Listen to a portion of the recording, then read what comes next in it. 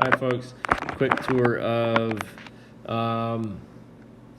this app, so Groovebox. So I'm going to start a new project today and show you how that works. So I'm going to start fresh here. There's 4 different main tracks that we're working with: Drumbox, Minimon, Retro Bass, and Poly 8. Those are just nonsense words for a drum kit, a synthesizer, a bass, and a lead. So all of these work essentially the same. They come with a lot of freebies, so you can just click around and find one that you like. There are some free offerings, but this is a free app, so they're looking to make money through the drum kits and the different beat kits. So good on them. But you can load one up that you like.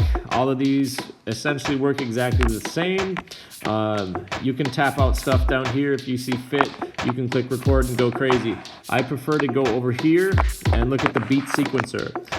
So this is the specific timing for when each instrument is played.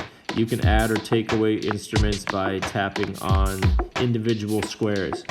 Then I'm going to add a new track. I'm going to go to Minimon next, a synthesizer. Again, a lot of different interesting options.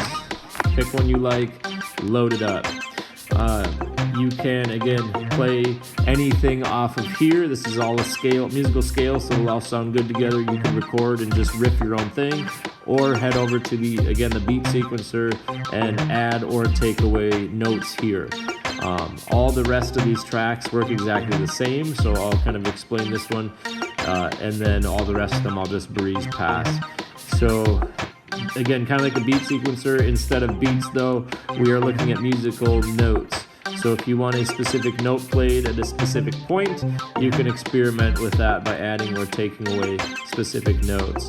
To stretch a note, add it first, click on that white little icon at the edge of the bar, stretch it as long as you wish, and you'll have one heck of a note. If you hate it, take it out. Again, continue adding tracks as you go. A typical song would probably be these main 4 tracks, so you could add a little bass. You could riff here, or again, sequence it out yourself. Same exact thing. Add a 4th track. The Poly 8 is kind of like the lead, so you can add something interesting in there, and it works exactly the same. Beat sequencer, or play it yourself. I hit stop at the top so you can hear a little better now. The main options at the top, you have volume, which is very important to be able to increase or decrease specific levels of the different tracks that you have. So right now these icons are representing the 4 tracks that I do have, so I would be able to decrease, increase these bars to change the sound of my mix. And that's all done here. Metronome, this is key scale, so you can actually live change the key scale, get some interesting results there. Maybe change it to a major scale and see how that changes the sound of things. So there's a lot of interesting things you can do with scale. You have timing here, so you can increase or decrease the tempo of your music. Metronome on or off, helpful if you're trying to play your own music by yourself. So those are the basics.